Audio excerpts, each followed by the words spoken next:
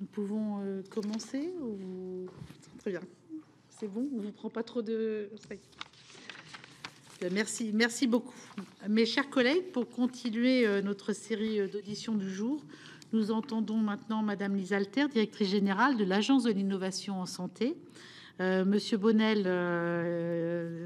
qui dirige le SGPI, le secrétariat général au plan à l'investissement, voilà, devait également être entendu. Il a malheureusement eu un empêchement de dernière minute. Nous allons donc lui faire parvenir, comme entendu avec lui, un questionnaire écrit auquel il répondra en complément de cette audition, puisque si on parle SGPI et Agence Innovation en Santé, il n'y a pas non plus une distance excessive entre les deux. Madame Alter, vous êtes la première directrice donc, de l'Agence de l'innovation en santé, ayant pris ce poste en novembre 2022, peu après l'annonce de la création de cette agence. Comme vous avez pu le dire dans la presse, elle a pour ambition de jouer un rôle de catalyseur, de coordinateur de l'écosystème français de l'innovation en santé.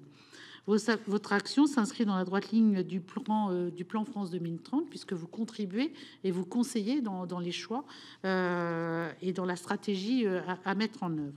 Alors que nous ressentons au fur et à mesure de nos travaux la complexité de l'univers du médicament, la multiplicité des acteurs, on ne peut que souscrire à cette démarche de pilotage renforcé de cet enjeu d'innovation. Peut-être cette démarche pourrait-elle d'ailleurs être transposée à l'enjeu de l'approvisionnement et de la fabrication des médicaments, au-delà de l'innovation dans l'aspect nouvelles thérapies émergentes en santé publique. Mais dans cette phase de lancement de l'agence, vous pourrez nous dire si les moyens sont au rendez-vous et surtout quels seront les leviers d'action concrets qui sont à votre disposition et sur lesquels vous vous appuierez pour mettre en œuvre les objectifs. Pour cette audition d'une durée d'environ 1 heure, nous vous laisserons d'abord la parole pour un propos général de 10 minutes introductif, puis Madame Laurence Cohen, qui est rapporteure de notre commission d'enquête, vous posera des questions plus précises. Je précise également que cette audition est diffusée en direct sur le site internet du Sénat et qu'elle fera l'objet d'un compte-rendu publié. Avant de vous donner la parole, je vous rappelle qu'un faux témoignage devant notre commission d'enquête est passible des peines prévues aux articles 434-13, 434-14 et 434-15 du Code pénal. Et je vous invite, Madame la directrice générale, à prêter serment de dire toute la vérité, rien que la vérité, en levant la main droite et en disant « je le jure ». Je le jure. Madame, Madame la directrice, vous avez la parole. Madame la sénatrice, mesdames et messieurs les sénateurs et les sénatrices, je suis évidemment à votre disposition aujourd'hui pour vous donner des éléments de compréhension effectivement de la contribution du plan France 2030 et surtout les objectifs et les missions de l'Agence de l'innovation en santé. Je vais essayer de resituer l'ensemble des séquences dans le temps pour vous donner un petit peu cette compréhension des différentes séquences. Donc, tout d'abord, vous expliquez et vous rappelez le contexte de la création du plan France 2030 qui s'inscrit réellement dans la continuité des différents programmes d'investissement d'avenir et notamment du plan de relance qui l'a précédé en 2020. Le plan France 2030 a été annoncé par le président de la République en octobre 2021 avec réellement un objectif fort et affiché en matière d'innovation dans tous les domaines de l'économie, avec pour objectifs principaux de mieux vivre, mieux comprendre et mieux produire. La particularité du plan France 2030 par rapport au précédent PIA, c'est réellement cette volonté d'investir dans des axes et des verticales très fortes dans le domaine de l'économie pour réellement anticiper et être au rendez-vous des innovations de demain et en connectant réellement tous les aspects pour permettre aux innovations d'émerger, à savoir les enjeux de la recherche, de l'innovation et de la production et de l'industrialisation. Donc vraiment s'inscrire dans un continuum et à ce titre, la santé évidemment répond également à cet objectif-là. Au-delà de cette structuration du plan France 2030, donc 54 milliards globalement pour toutes les verticales, dont 7,5 milliards dédiés à la santé, le plan France 2030 a pour objectif de favoriser, avec donc des investissements majeurs dans le domaine, tous les enjeux liés à la décarbonation, qui s'inscrivent comme un enjeu évidemment majeur de ce plan, et des enjeux également en matière de part faite aux acteurs émergents, notamment start-up, ETI, qui contribuent grandement à l'arrivée des innovations sur le territoire. Et également une notion de prise de risque réellement assumée dans les choix qui sont faits dans le cadre de France 2030.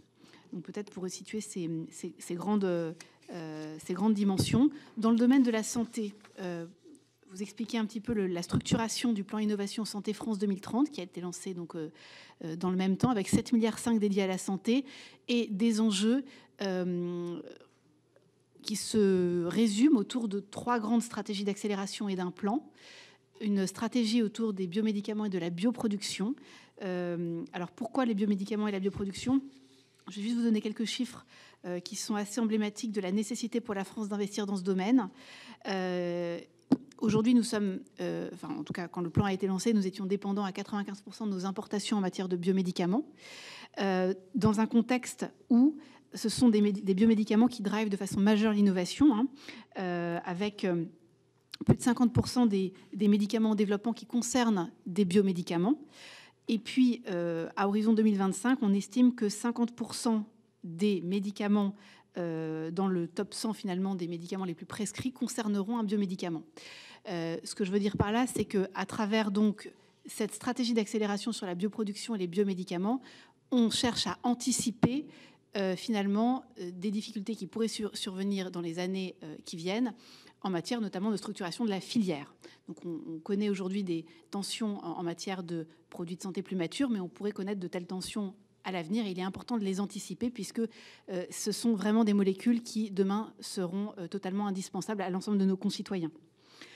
Et peut-être pour vous donner un autre chiffre assez parlant, en 2021, donc à l'époque où le plan a été lancé, 5 biomédicaments seulement étaient produits sur le territoire national contre 21 en Allemagne et 12 en Italie. Donc on a effectivement un retard important à rattraper sur le domaine et c'est dans ce sens que la stratégie a été lancée. Une deuxième stratégie sur les maladies infectieuses émergentes et les menaces NRBC, donc nucléaire, risque nucléaire, radiologique, chimique et biologique, pardon. Je vais y arriver, radiologique, nucléaire, pardon, chimique et biologique. Voilà, on va y arriver. Donc là aussi, un enjeu majeur à nous équiper et réellement à capitaliser sur la crise Covid pour pouvoir faire en sorte que le système de santé soit plus résilient face aux crises et permettre également d'anticiper un certain nombre de contre-mesures face à des pathogènes possiblement émergents, mais aussi de nous équiper en cas de survenue d'un pathogène X ou Y qu'on n'aurait pas nécessairement identifié. Donc là encore, une stratégie qui a vocation à couvrir tous les champs depuis la recherche jusqu'à l'industrialisation. Un troisième axe important qui est le numérique en santé, que je ne développerai pas nécessairement aujourd'hui, mais qui est majeur dans le contexte que vous connaissez, avec notamment les enjeux organisationnels, et puis un plan sur le dispositif médical innovant, là aussi un enjeu important dans le contexte du développement de tout ce qui concerne notamment la robotique, les dispositifs qui associent également de l'intelligence artificielle, le bloc de demain, les implants et prothèses. Donc l'objectif réellement est de faire en sorte que là encore, que tous les enjeux depuis l'innovation jusqu'au montage des essais cliniques, de la recherche transactionnelle, de l'accès au marché et de l'industrialisation puissent être réellement mobilisés. Et dans ce contexte, l'Agence de l'innovation a été créée et structurée autour de 3 grands pôles au-delà du suivi des actions et des crédits du plan France 2030, pour la bonne et simple raison que le domaine de la santé est un secteur particulièrement régulé et ce n'est pas parce qu'une innovation est développée qu'elle trouve un accès auprès des patients sur le territoire national. Donc l'enjeu de l'Agence de l'innovation en santé est triple, au-delà des autres verticales du plan France 2030. La première de ces actions et de ces missions, c'est évidemment d'équiper l'interministériel en matière de prospective en santé et de veille pour être capable d'anticiper l'arrivée des innovations et de mieux préparer leur intégration sur le plan organisationnel et financier dans le système de santé. Ce sont deux enjeux évidemment majeurs quand on pense à un certain nombre de produits innovants qui se sont développés, notamment le traitement contre l'hépatite C par exemple, où on a vu que les gains d'efficience finalement qu'on aurait pu attendre n'ont pas pu se concrétiser très rapidement au niveau du système de santé, puisqu'il faut évidemment du temps pour pouvoir implémenter ensuite ces changements organisationnels dans le système. De la même façon sur les CAR-T-cells par exemple, qui se sont développés dans les années 2017-2018, on voit bien que l'impact sur le système hospitalier, là encore, est majeur et il faut vraiment l'anticiper pour pouvoir être certain d'avoir les organisations les plus adaptées pour nos patients, dans la mesure en plus où les nouveaux médicaments de thérapie innovante qui arrivent, donc les biomédicaments, vont nécessiter des organisations bien huilées et il est très probable qu'il y ait 1 ou 2 centres de production en Europe, quelques centres de traitement parce que c'est hyper spécialisé. Donc il est critique pour la France de faire partie de ces centres à minima de traitement. Donc je pense que c'est un enjeu sur lequel l'agence a vocation à travailler de façon prioritaire en matière de prospective, les médicaments de thérapie innovante. Le deuxième grand volet la deuxième grande mission sur laquelle l'agence va se structurer, c'est évidemment l'accompagnement des porteurs de projets innovants prioritaires, donc dans les grandes stratégies d'accélération France 2030 et possiblement d'autres qui vont concerner des besoins médicaux non couverts possiblement. Donc là, nous allons avoir pour objectif, et notamment s'agissant des acteurs émergents qui n'ont pas la capacité aujourd'hui de savoir réellement où s'adresser avec un dispositif parfois assez foisonnant et des acteurs multiples dans l'écosystème de la santé. Donc l'agence a vocation à aider ces acteurs à faire office de guichet unique pour eux. Alors évidemment, on ne pourra pas accompagner tous les projets innovants en santé, mais en tout cas ceux qui seront définis comme étant prioritaires. Et d'ailleurs, nous avons commencé avec les 20 premières entreprises lauréates du programme Health 20 de la French Tech. Donc là, l'objectif, c'est vraiment de les accompagner selon le degré de maturité, depuis les stades de recherche préclinique ou clinique jusqu'à l'accès au marché et à l'industrialisation. Donc là, sur ce volet, nous avons un programme d'accompagnement en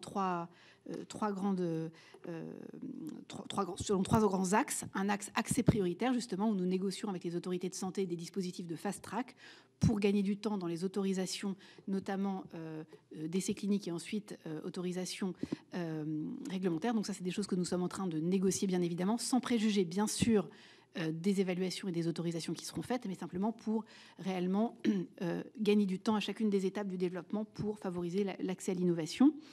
Nous avons également un accès hors cadre pour faire évoluer le cadre à la fois réglementaire, juridique ou financier ou même organisationnel, le cas échéant, quand les innovations sont tellement disruptives que le cadre existant n'est plus adapté. Donc peut-être pour donner un exemple, aujourd'hui on a un certain nombre de dispositifs innovants qui embarquent de l'IA à usage professionnel pour lesquels on n'a pas de cadre d'évaluation ou de prise en charge nécessairement complètement adapté. Et puis un troisième volet qui est un volet passage à l'échelle pour permettre un déploiement et de créer les conditions les plus favorables pour un déploiement des innovations en France et à l'international. Le troisième volet et la troisième mission, c'est évidemment d'avoir une accélération réelle et une transformation en profondeur, notamment en agissant sur l'accélération de tous les délais réglementaires et administratifs en passant de façon tout à fait systémique et structurelle, notamment sur les volets d'accélération de la recherche clinique, qui est aujourd'hui l'étape la plus chronophage. On va essayer vraiment d'agir en lien avec tous nos partenaires, bien sûr, pour pouvoir agir sur les délais des essais cliniques, de l'inclusion des patients, en passant par la décentralisation, la digitalisation de la recherche clinique, mais aussi en travaillant en lien avec des experts méthodologistes et l'ensemble des partenaires sur les nouvelles méthodologies de recherche clinique. Donc voilà, très rapidement pour vous situer un petit peu l'agence et ses missions, et peut-être vous dire un mot, si vous me permettez, ou peut-être vous souhaitez qu'on passe aux questions très rapidement sur l'investissement et le rôle qu'a pu jouer de façon plus ou moins indirecte, évidemment, France 2030 dans l'enjeu de la sécurisation des approvisionnements, ou en tout cas de relocalisation d'un certain nombre de médicaments critiques. Donc il va de soi que France 2030 n'a pas par essence vocation à financer des capacités de production pour des molécules susceptibles d'être en tension d'approvisionnement, mais comme je viens de vous le dire, à travers deux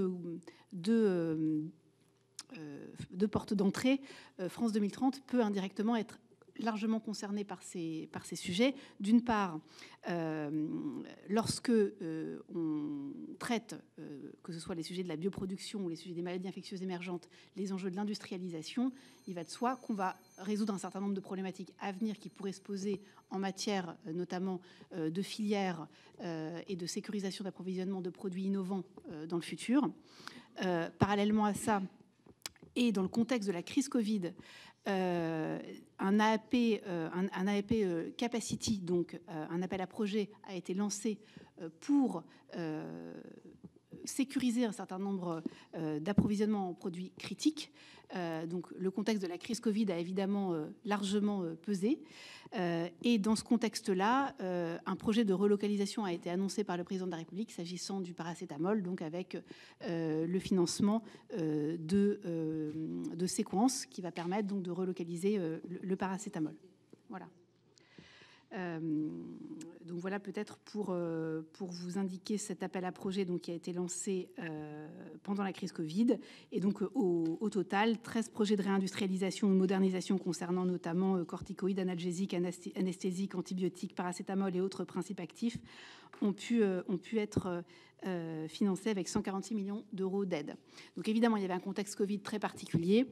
Il va de soi que, encore une fois, France 2030 est projeté vers les enjeux d'innovation, mais dès lors que des projets, notamment d'industrialisation, embarquent ces enjeux d'innovation et également de décarbonation, ça c'est également un enjeu très important en matière de réindustrialisation, France 2030 est extrêmement sensible à l'enjeu de décarbonation et d'innovation en matière de bioprocédés et de procédés de production également.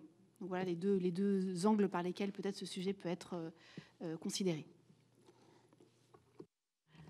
Merci beaucoup. Je vais passer la parole tout de suite à Laurence Cohen, rapporteure, pour une première salle de questions. Merci, Madame, pour votre introduction. Moi, j'avoue que je m'y perds un peu dans la description des missions de l'Agence pour l'innovation en santé. Je vais du coup vous poser des questions pour préciser, parce que je ne suis pas vraiment certaine de bien comprendre en fait votre rôle dans la définition justement et dans la mise en œuvre d'une stratégie d'innovation en santé. Et en plus, le choix de rattacher donc l'agence au secrétariat général pour l'investissement fait que je me pose des questions sur votre capacité, votre possibilité à avoir en fait une position autonome. Ou bien en fait, est-ce que vous aurez un rôle en fait d'exécution des décisions qui sont stratégiques, qui sont déjà prises par le gouvernement? Ça, c'est ma première question. Je vois pas très bien, pardonnez-moi, ce qui peut être l'apport substantiel de cette création d'agence, parce que moi, j'ai plus l'impression que c'est donc un nouveau service au niveau du secrétariat général pour l'investissement, est bien loin de ce qu'on pouvait attendre, et je pense notamment à la Barda. On avait un peu envie que ce soit une sorte de la Barda à la française, mais j'ai l'impression qu'on en est loin, mais peut-être que j'ai pas bien compris, et donc vous allez m'éclairer. Mais c'est vrai que quand je dis que c'est assez, c'est pas limpide. Parmi les missions de l'agence figure, si on va voir sur le site internet du ministère de la Santé, je vais citer exactement les propos. Vous allez donc vous occuper parmi vos missions des questions de chaîne logistique du médicament dans une perspective de résilience aux crises. Alors, je voudrais savoir comment ça se traduit concrètement, parce que c'est quand même assez obscur. Ma cinquième question, je voudrais quand même qu'au-delà du volume d'aide à l'innovation, vous puissiez nous donner des chiffres, mais des chiffres précis sur la manière dont le financement de l'innovation se partage en France entre le privé et le public. Et je pense évidemment au financement de la recherche et du développement. L'État finance beaucoup, ce qui n'existe d'ailleurs dans aucune autre industrie. Et pourtant, je l'ai déjà, d'ailleurs, ça a été l'une de mes questions précédemment à la BPI France.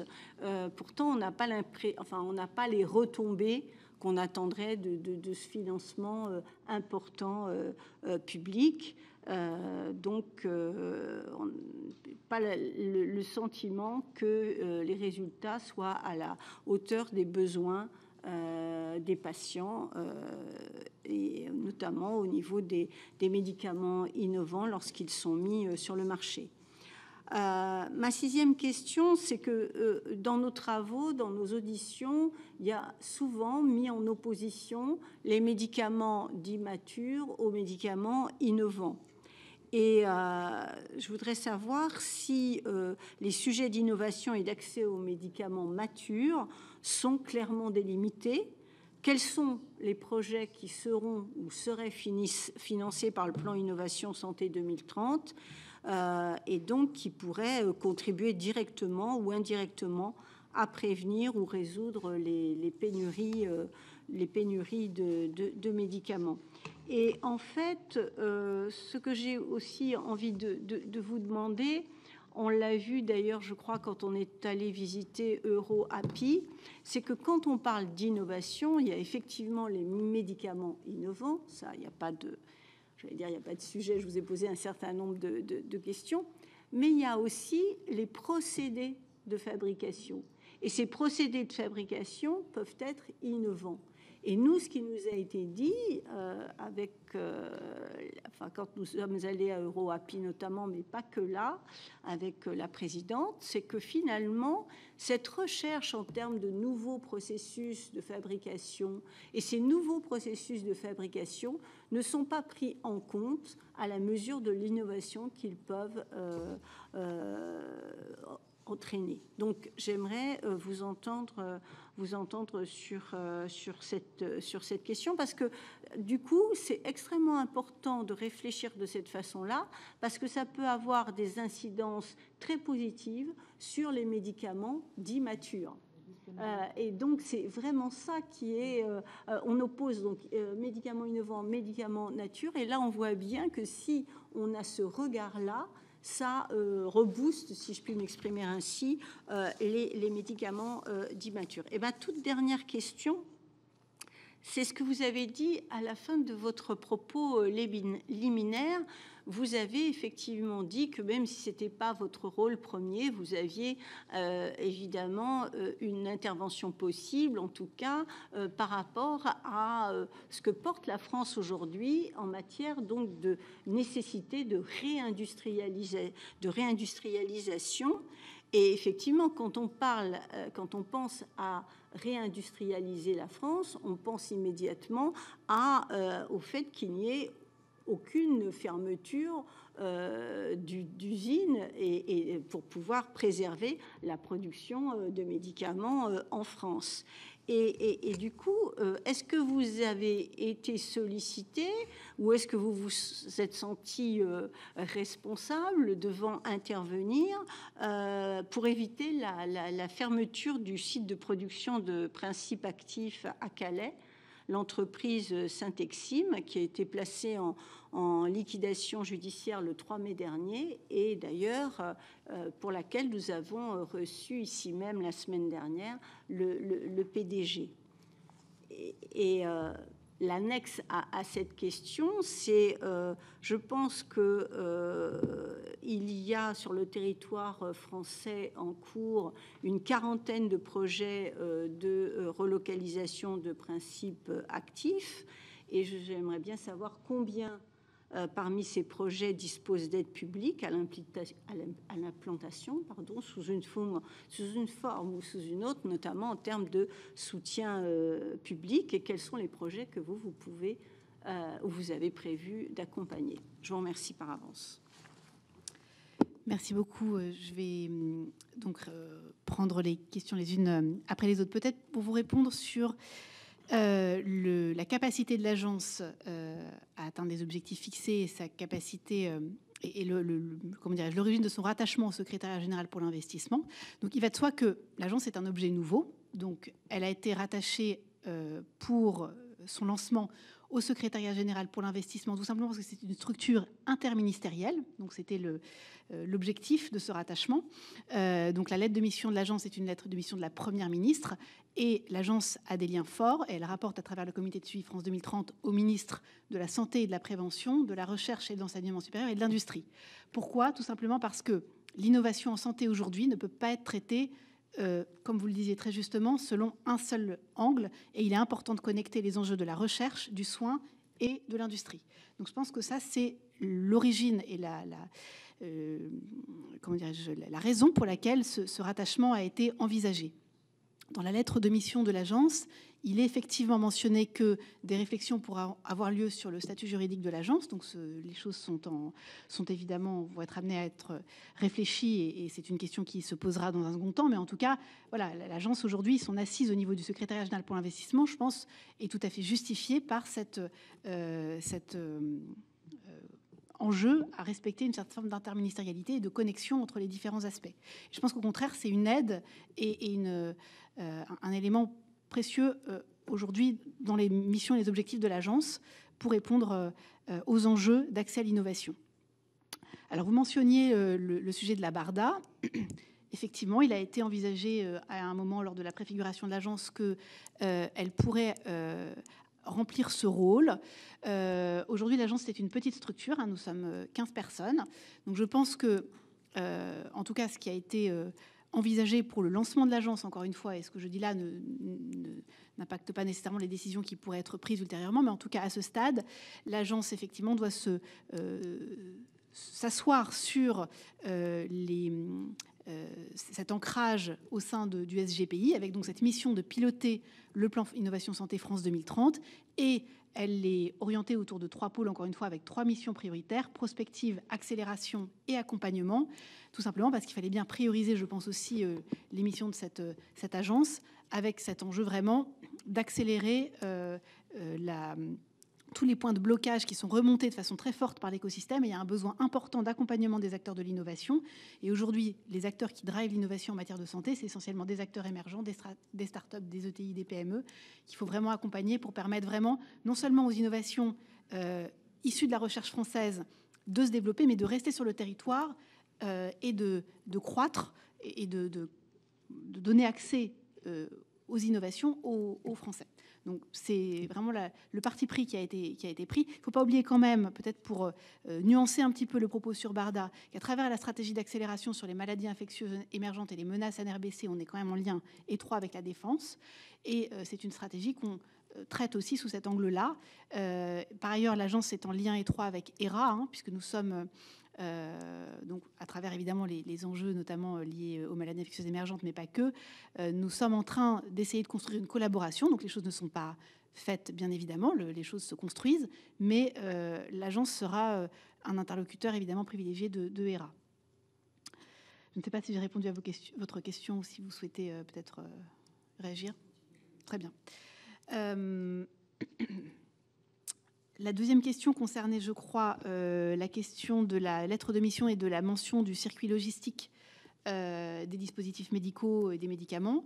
Là-dessus, effectivement, c'est un des points, mais je tiens bien à préciser que c'était un des points parmi une longue liste de sujets qui pourraient faire l'objet d'un programme de travail de l'agence qui serait défini annuellement.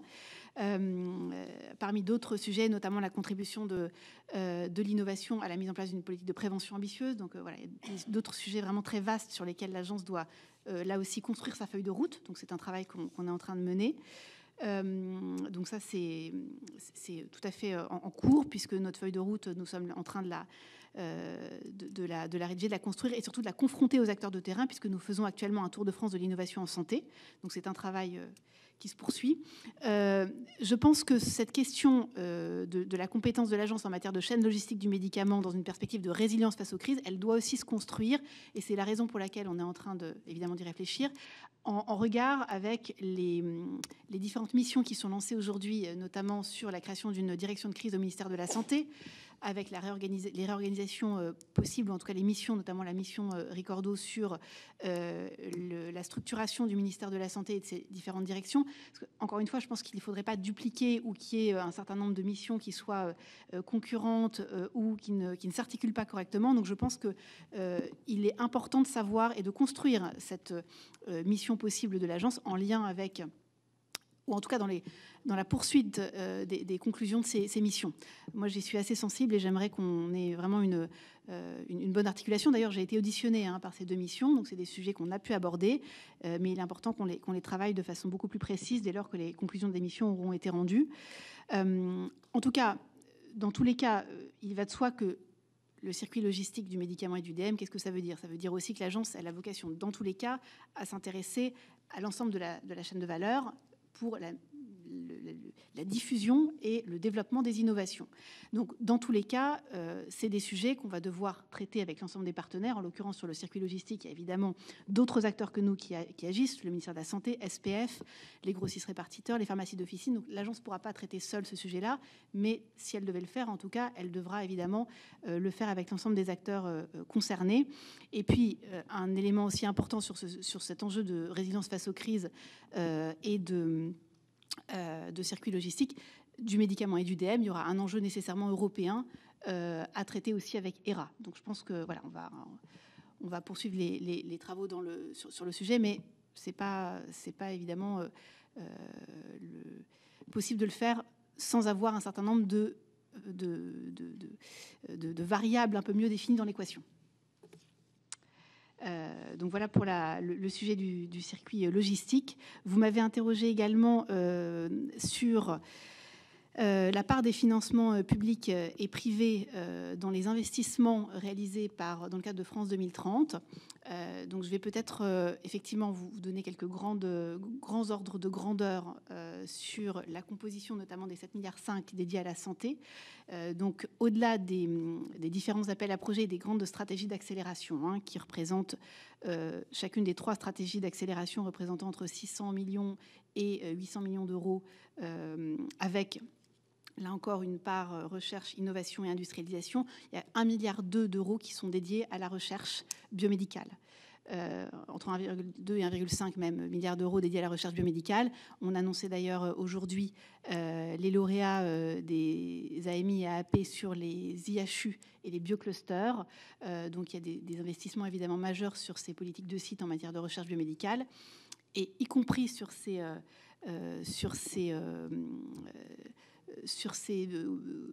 sites, donc ces clusters et ces IHU, on a des cofinancements publics-privés, évidemment, pour permettre d'avoir un effet de levier important. Je pourrais vous apporter, évidemment, les chiffres, si vous le souhaitez, précisément, stratégie par stratégie, la répartition de la part recherche, innovation et industrialisation.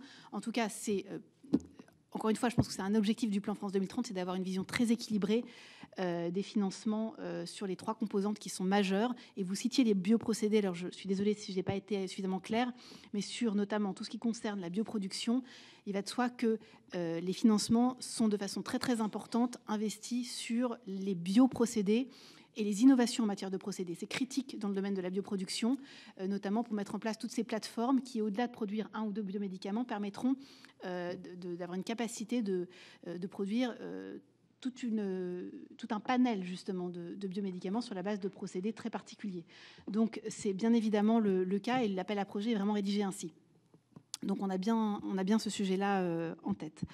Vous m'avez interrogé également sur la... Pardon ? Oui, ce que je veux dire, c'est que vous répondez sur les bioprocédés. Là, ce qui vous était témoigné pour l'usine EuroAPI, c'est pas un bioprocédé. Non, et aussi sur les procédés de production en général. Voilà, effectivement, les innovations. Voilà, et d'ailleurs, c'est pour ça que le... Là, c'est intéressant du coup. Bien évidemment. Et d'ailleurs, quand je disais que, vous le soulignez, que la frontière finalement entre les médicaments matures et les médicaments innovants était peut-être difficile à faire. En tout cas, ce qui est très clair, c'est qu'en matière d'industrialisation et de procédés de production sur lesquels France 2030 a vocation à intervenir, il y a 2 aspects qui font que nous sommes intéressés et nous avons vocation à agir sur ces sujets. C'est évidemment les innovations en matière de procédés de production qui vont permettre soit de réduire les coûts, soit d'être plus efficient finalement, soit de participer à l'enjeu de décarbonation. Donc là, c'est clairement effectivement des enjeux qui nous intéressent et qui nous concernent au premier plan. Et puis sur les bioprocédés, évidemment, là, c'est carrément des techniques extrêmement innovantes qui sont sur des logiques de plateforme. Mais on est tout à fait aligné là-dessus. Donc sur les sujets, oui, des produits plus matures et des médicaments innovants, là-dessus, effectivement, on peut discuter de ce qu'est un médicament innovant, mais quand même, je pense que on doit garder en tête qu'il est important de prioriser aujourd'hui, en tout cas sur la partie des médicaments de thérapie innovantes, cet engagement du plan France 2030 en matière des produits de santé extrêmement innovants. Et quand même, quand on parle de thérapie génique, de thérapie cellulaire, on voit bien qu'il y a un enjeu vraiment tout à fait particulier et que c'est vraiment les médicaments de demain sur lesquels il faut vraiment nous investir de façon majeure. Ça ne veut pas dire évidemment que l'Agence de l'innovation en santé ne s'intéresse pas aux autres médicaments, mais encore une fois, je pense qu'il faut avoir ce prisme-là pour ne pas manquer le rendez-vous de notre contribution à préparer la France de demain et à nous préparer à l'arrivée de ces traitements et de ces traitements et puis qui peuvent aussi être préventifs puisqu'il y a aussi des vaccins tout à fait innovants qui arrivent et sur lesquels on doit capitaliser dès aujourd'hui. Alors vous mentionniez aussi peut-être sur le sujet de la réindustrialisation. Alors l'Agence de l'innovation en santé n'est pas la DGE ni le ministère de l'Industrie, et donc on n'a pas vocation aujourd'hui nécessairement à être le chevalier blanc pour tous les projets en tout cas de fermeture d'usines ou autres. C'est pas notre vocation première. Encore une fois, avec la nuance que je vous apportais, c'est que dès lors que un site de production ou un projet, puisqu'on fonctionne selon une logique de projet, apporte une innovation en matière, encore une fois, de procédés de production, de décarbonation ou de produits in fine innovants, c'est un sujet qui peut intéresser France 2030, mais a priori, voilà, on n'a pas vocation à financer et en tout cas à être en première ligne et en première responsabilité sur ce sujet de la fermeture des usines.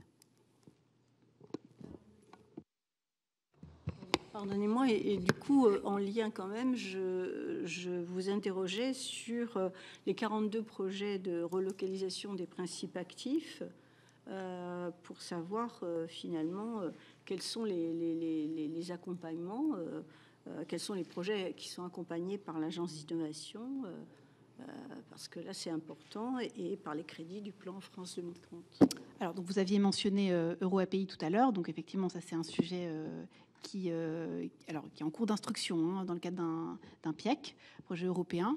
Nous avons effectivement Séquence qui a été mentionné également tout à l'heure, et nous avons un troisième projet qui est en cours d'instruction dont je peux pas parler aujourd'hui, mais qui pourrait effectivement faire l'objet d'un financement France 2030 également dans le cadre d'une des stratégies d'accélération. Donc ça, on pourra en reparler effectivement dès que le projet sera instruit. J'ai deux questions. Je ne sais pas si les collègues veulent... Si Corinne... Vas-y Corinne Imbert. Moi j'ai deux questions. On a un sujet sur l'antibiorésistance et donc la découverte de nouveaux antibiotiques. Donc on est dans de l'innovation, mais on va pas être dans des biothérapies a priori. C'est pas plutôt dans ce registre-là qu'on va se situer, mais vraiment dans de la chimie, quoi. Des choses un peu plus classiques, mais innovantes du point de vue thérapeutique. Est-ce que ça fait partie des stratégies que vous avez envisagées dans les risques NRBC? Il y a celui-là. Voilà, de voir arriver une bactérie multirésistante qui... Et donc, est-ce que ça fait partie des choses que vous regardez et que vous encouragez, dans la mesure où cette question est évoquée dans le paquet médicaments européen qui vient de paraître, avec notamment la question des bons transférables par les laboratoires, sous réserve de pouvoir proposer un nouvel antibiotique, un nouveau type d'antibiotique. Et ma deuxième question, qui est un peu plus générale, est-ce que par rapport aux pénuries de médicaments, comment dire, il a été donné comme priorité à l'Agence d'innovation en santé de regarder cette question-là aussi, c'est-à-dire d'avoir le filtre pénurie de médicaments dans le choix des protocoles de recherche, dans le choix des laboratoires, dans le choix des process de fabrication nouveaux que vous accompagnez. Et puis ma dernière question porte sur les questions de verdissement et pour le coup des vraies biothérapies. Si on comprend bien votre propos, c'est prévenir la pénurie potentielle dans 20 ans. Des traitements qui vont être majeurs, c'est-à-dire qui vont occuper finalement l'essentiel de l'arsenal thérapeutique. Donc, peut-être même pas dans 20 ans, hein, puisque oui, peut-être même pas dans 20 ans. Ça peut être 5 ans. Donc c'est intéressant parce que pour le coup, on va être peut-être pour une fois en anticipation d'une catastrophe possible qui pourrait être annoncée. Et donc, est-ce que vous avez, au fur et à mesure de vos avancées, un retour d'expérience, quelque chose d'un peu carré qui est noté et pris en compte pour pouvoir garder tous les éléments que vous avez mis en œuvre pour anticiper cette pénurie. Peut-être aura-t-elle lieu, on ne sait pas. Et donc, c'est quand même important de pouvoir thésauriser, puisque là, ça fait quand même 15 ans qu'on est en phase d'accélération exponentielle des pénuries de médicaments. Donc, il paraît intéressant d'avoir thésaurisé sur le passé pour en tirer les leçons pour la suite. Alors, sur votre première question concernant l'antibiorésistance, pardon. Très bien. Sur l'antibiorésistance, effectivement, c'est un sujet qu'on peut aborder. Alors, jusqu'à présent, il y avait une délégation à l'antibiorésistance, mais très clairement, c'est un sujet qu'on regarde plus qu'attentivement.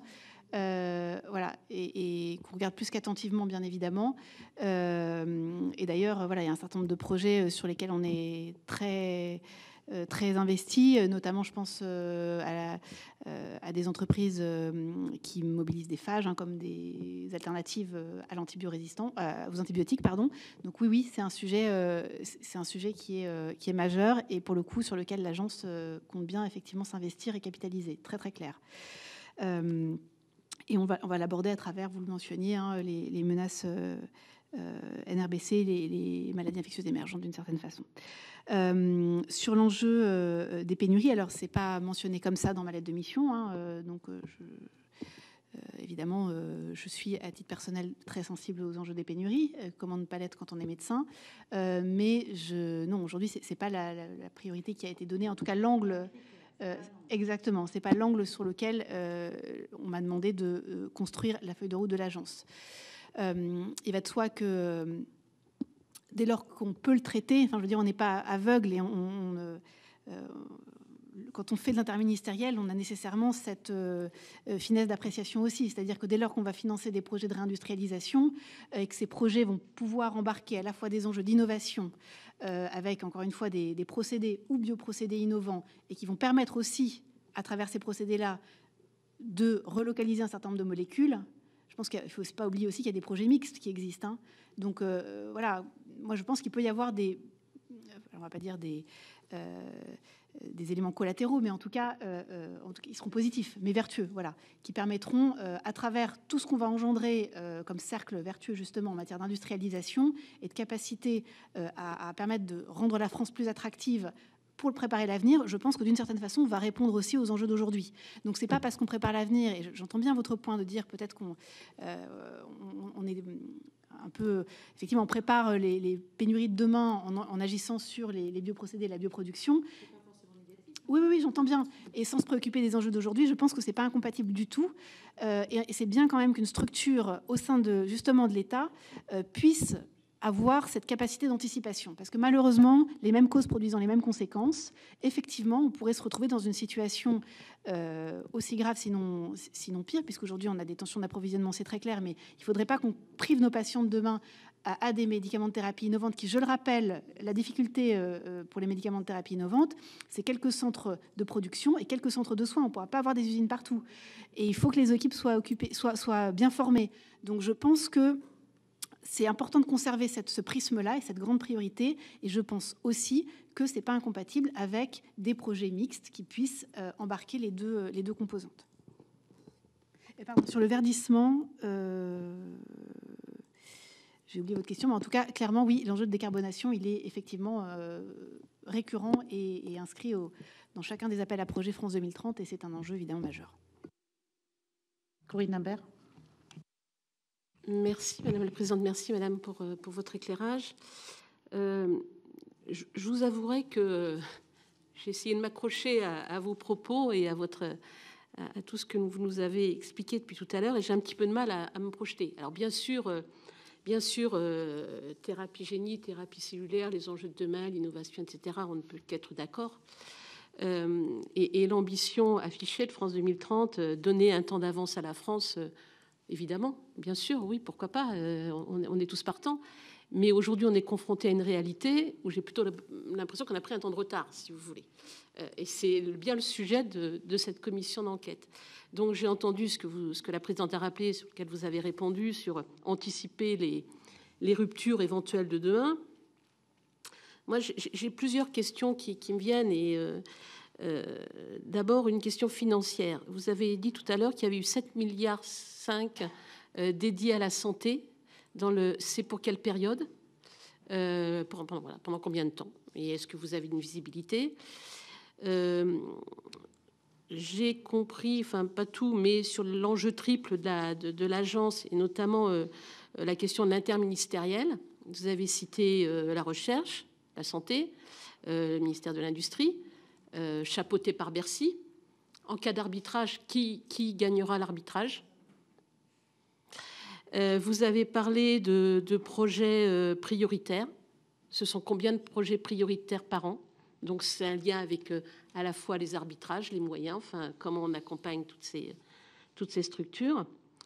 Et puis, vous avez évoqué l'accélération de l'accès à l'innovation, mais alors certainement que ça sera encore mieux avec France 2030. Mais je rappelle qu'il y avait l'article 33 du PLFSS, de la loi de financement, alors en tout cas quand il a été discuté c'était l'article 33, mais du PLFSS 2022, donc nous étions en novembre 2021, qui avait permis de voter plusieurs mesures pour accélérer l'accès aux médicaments innovants, en justement faisant que le circuit du médicament avec l'avis de la HAS, la discussion avec le CEPS, etc., soit un peu court-circuité, ce qui n'empêchait pas les négociations, mais pour permettre un accès direct. En quoi vous allez... est-ce que dans votre mission, vous accompagnez aussi ce qui a été voté, ce qui est dans la loi ou pas?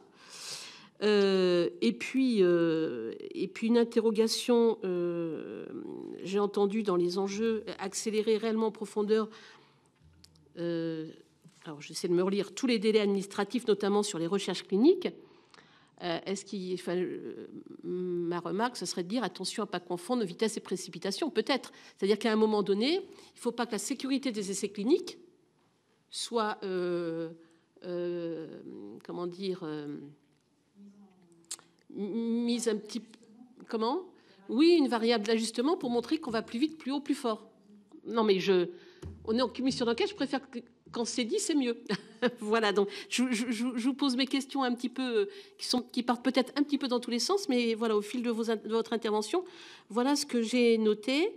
Et enfin, une petite question un peu décalée, mais quel est votre avis sur parce que vous nous avez parlé beaucoup de biomédicaments, quel est votre avis sur la substitution des biosimilaires?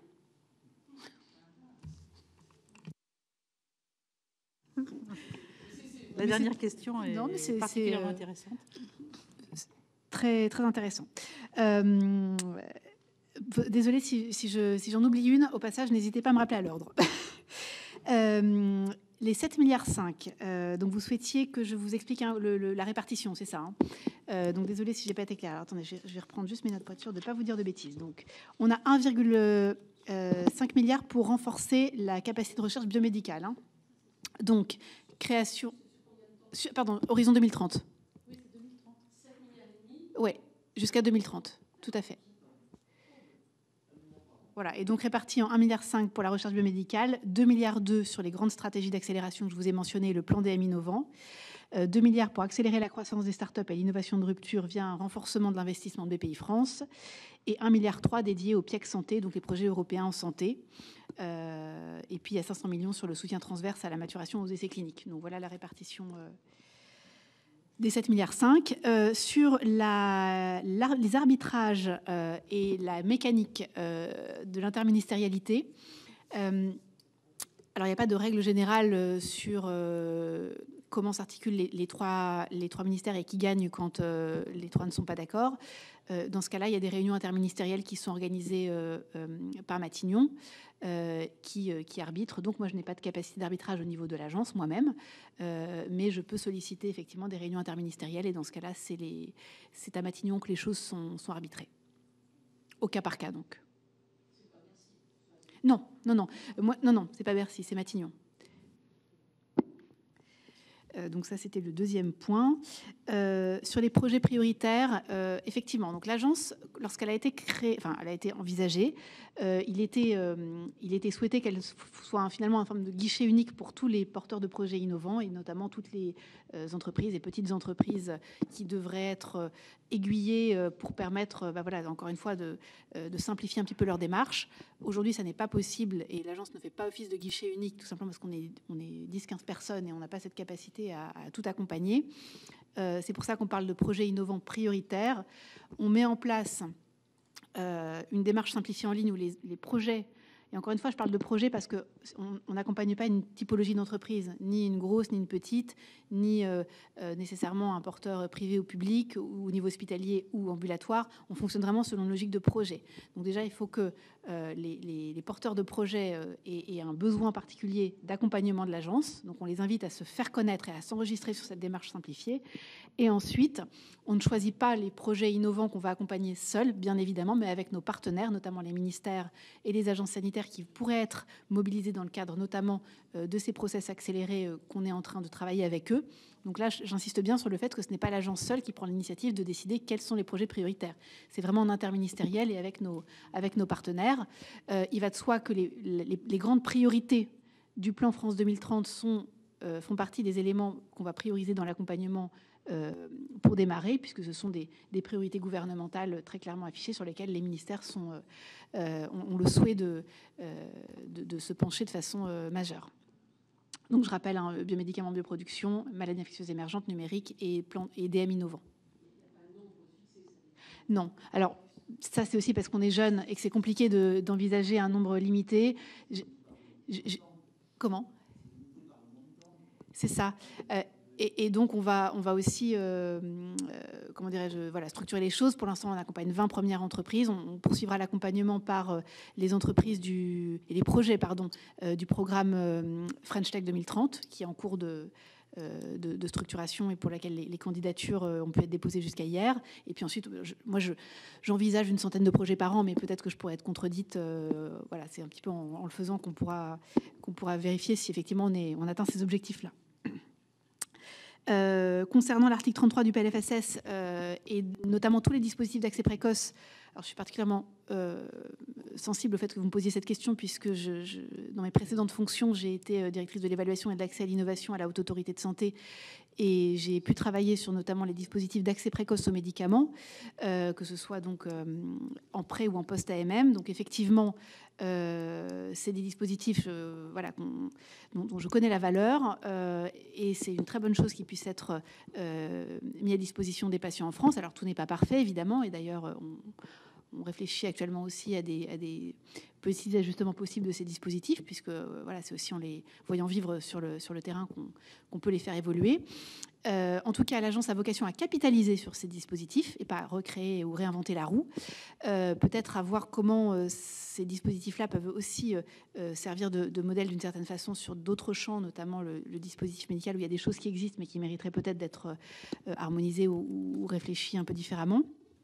En tout cas, sur ces aspects-là, voilà, très clairement, on s'appuie dessus. Il y a l'accès direct aujourd'hui aussi qui va être lancé de façon expérimentale. Donc, il y a des dispositifs qui existent. Donc, quand je parlais de fast track ou d'éléments nouveaux sur l'accélération des délais administratifs ou réglementaires, alors d'une part, je tiens bien effectivement à préciser que ces dispositifs fast-track n'ont pas vocation, encore une fois, ni à préjuger des avis qui sont faits, ni à être, comment dirais-je, seuls décideurs sur les délais qui seront acceptables par les agences sanitaires pour leur permettre de mener à bien leur mission sans dégrader la qualité des évaluations, bien évidemment, et dans le respect des règles éthiques, notamment des CPP. Donc là-dessus, il n'y a pas d'ambiguïté. Ce qu'on veut simplement, et on le voit bien, hein, c'est que les étapes qui se succèdent dans le développement des produits de santé, donc transfert de technologie, où là on a un enjeu à aller plus vite dans le passage de la recherche fondamentale à la recherche clinique, justement, dans le fait même d'avoir un passage à la clinique, les autorisations de lancer des essais cliniques et ensuite donc le passage soit côté dispositifs médicaux au marquage CE à l'AMM ou ensuite aux étapes successives, on peut gagner du temps un petit peu à chacune des étapes. Et l'idée, et ça les agences avec lesquelles on a travaillé, notamment NSM, AHS, sont plutôt très ouvertes à travailler avec l'Agence de l'innovation en santé sur ces sujets, pour un nombre limité de projets. Et évidemment, c'est une partie du flux qui sera très faible, mais dont les enjeux le nécessitent. L'idée sera vraiment de trouver des dispositifs qui permettent d'aller plus vite, comme c'est le cas d'ailleurs aujourd'hui dans un certain nombre de cas. Là, on va y travailler ensemble pour que ces projets-là puissent être accompagnés de A à Z, et c'est simplement pour que les projets qui puissent être accompagnés par l'agence puissent bénéficier de ce circuit-là pour vraiment être encore une fois accélérés à chacune des étapes. Mais il va de soi que c'est pas parce qu'on va avoir des processus accélérés pour un certain nombre de projets qu'il est envisageable de remettre en question évidemment les enjeux de sécurité et éthique qui me tiennent également particulièrement à cœur, bien sûr. Et oui, pardon, votre dernière question, j'allais l'oublier. Sur les biosimilaires, vous avez raison. Alors, on le sait tous, hein, le sujet des biosimilaires n'est pas complètement superposable à celui des génériques. Néanmoins, je pense qu'en France, on a aujourd'hui beaucoup plus de recul qu'il y a quelques années sur les biosimilaires, qu'il est important aussi, en même temps qu'on investit sur l'avenir, sur des médicaments qu'on sait extrêmement coûteux, qui vont arriver et qui arrivent déjà sur le territoire. Je pense que toutes les marges d'efficience qui peuvent être mobilisées doivent l'être, évidemment. Alors voilà, modulo quelques exceptions. Je pense qu'effectivement, le recours aux biosimilaires, c'est quand même quelque chose qu'il faut favoriser et qui peut permettre de dégager des marges d'efficience dans le système. Alors ça doit être accompagné, évidemment, mais je crois qu'en France, on a encore du travail sur le sujet.